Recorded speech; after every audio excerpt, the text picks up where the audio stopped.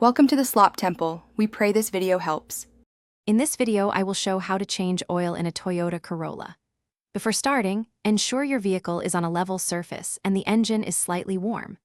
Gather your essential tools: a 14mm socket, an oil filter wrench, a torque wrench, and a drain pan. You'll also need a funnel, clean rags, and safety glasses. For materials, have 4.5 quarts of new synthetic engine oil, a fresh oil filter, and a new drain plug crush washer ready. Now, let's get started. First, locate the oil drain plug on the passenger side of the oil pan, usually a 14mm bolt. Place your oil drain pan directly underneath to collect the old oil. Using your socket wrench, carefully loosen and remove the drain plug. Allow all the old engine oil to drain completely into the pan. Once drained, clean the drain plug and install a new crush washer, which is crucial for preventing leaks. With the old oil drained, it's time for the filter. Use your oil filter wrench to remove the old oil filter. Be prepared for a small amount of residual oil. Clean the filter mounting surface thoroughly.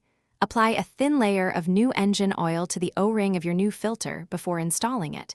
Tighten the oil filter housing to 18 foot-pounds.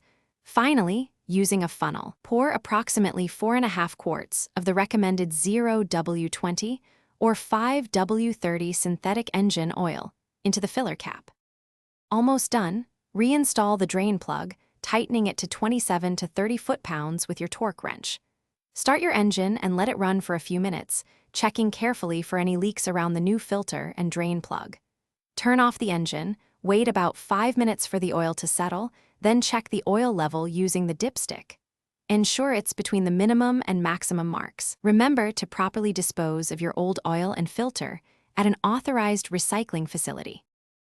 Thanks for watching. Consider subscribing if we helped you.